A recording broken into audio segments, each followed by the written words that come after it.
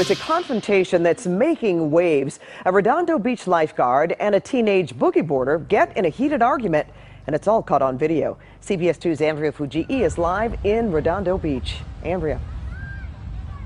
Well, Pat, this argument was all about a boogie board that was placed on top of a trash can just like this. It was all caught on video, and tonight that lifeguard is under review. Don't take this the wrong way, but can you go away? David Hogg says his 17-year-old friend put his boogie board on this beach trash can. And when a lifeguard asked him to move it, he did. But then the situation took a turn. He said, I didn't know it was a crime to put your board on the trash can, because he just didn't want it to get sandy. That's when David says the lifeguard approached, and he started recording. We clear? Yeah, whatever. Yeah, whatever. I'm not your parents. No, you're not, so why don't you off? I don't know you. I don't You've either. never been down here, so don't think you're going to come down here and lip me.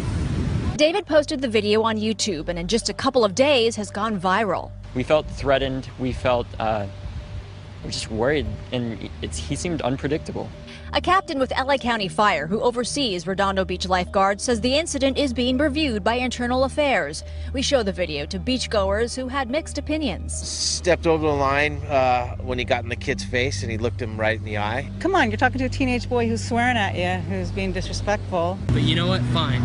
But you know everything, so I'm going to let you go and find a little on a special snowflake world. The lifeguard then asked the boy to never come back. And the LA County Fire captain tells me this lifeguard is a veteran with the department, and it is being reviewed to see if retraining or discipline is warranted. Because we had a fire alarm earlier that day, and that was a drill, so we thought this was a drill too, just another one. Because we have a lot of fire alarms, a lot of fire drills at the school. After we heard the first gunshot, we initially thought it was a drill. Actually, that was a bad choice. It's okay, you're fine. Actually, that was a bad choice because the janitor, sorry. It's okay, you're fine, David, you're fine. Honestly, when I was going out, I was kind of hold on. It's okay. When I was going out, I was in shock. Just saying, I don't know how to put this in perspective. It's okay. So most of my friends that made it out, one of them went into a bathroom in the same, I believe in the same hallway as the shooter. Oh, hold on. One of them went into the same bathroom, I believe, as the hallway shooter.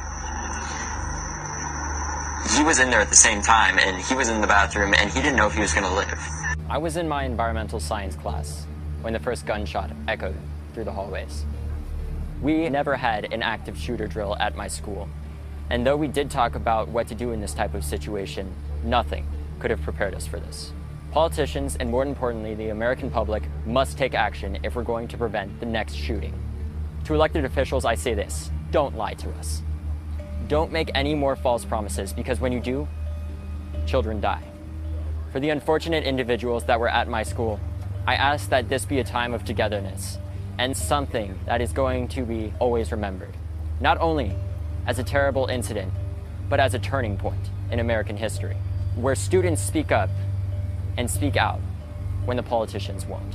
I understand the importance of interest groups and how oftentimes they're necessary to continue a political agenda. However, when that agenda involves putting the lives of children at risk, how can you justify that?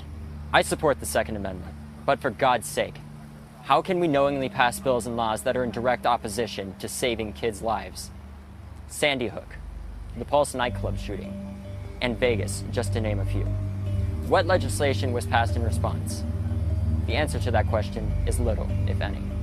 This President's Day, I think it's important that we come together as a nation and see each other's viewpoints and respect each other as fellow Americans.